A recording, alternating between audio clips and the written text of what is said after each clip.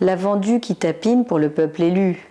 Lacan et les sionistes. Tu mérites de crever. Ceci est la liste des gersants soutiens sionistes du génocide israélien et ton nom sera rajouté à la liste. Ta gueule, sale chienne de merde. Grosse sioniste, ça je commence à le connaître par cœur. Crève. Oh bah ça c'est sympa. Alors en fait j'en ai autant que vous voulez, j'en ai plein.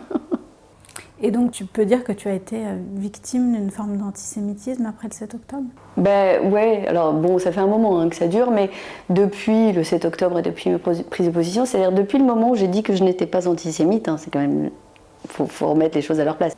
Sophia Aram, fille de musulmans, athée de culture musulmane, j'ai pris position naturellement, le plus naturellement du monde. J'ai témoigné ma solidarité avec les Israéliens, avec les Juifs en France qui avaient perdu des proches. J'ai témoigné ma solidarité. Et rien que ça, ça m'a valu des trombeaux d'injures, de haine, de menaces et de suspicion. Tout ça, juste parce que j'ai témoigné ma solidarité. Et donc c'est bien qu'on a un problème.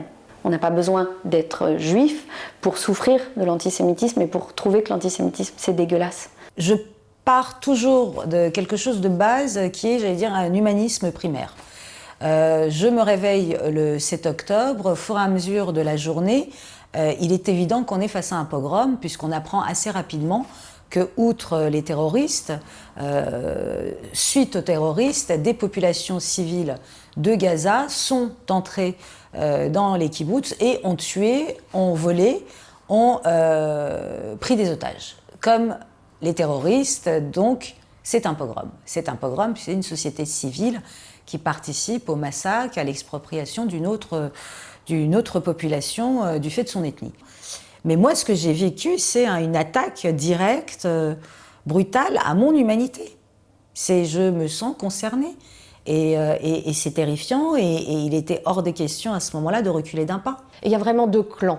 Et j'ai découvert ça de façon très, très crue et très violente le jour où les premiers chiffres de la hausse de l'antisémitisme en France post-7 octobre sont sortis, publiés par le gouvernement, et où je publie sur les réseaux sociaux un panneau à la façon de celui de « Je suis Charlie » avec « Je suis juif ». Et je me prends un sac d'insultes, de menaces qui me disent « alors tu cautionnes la mort de tous les Palestiniens ».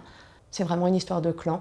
C'est où on est contre l'antisémitisme, où on est de façon déguisée pour les damnés de la terre. Et c'est un peu ça l'idée. C'est une image fantasmagorique qu'on se fait des juifs qui seraient ces blancs capitalistes qui dirigeraient le monde. Et si on les défend eux, ça veut dire qu'on est contre tous les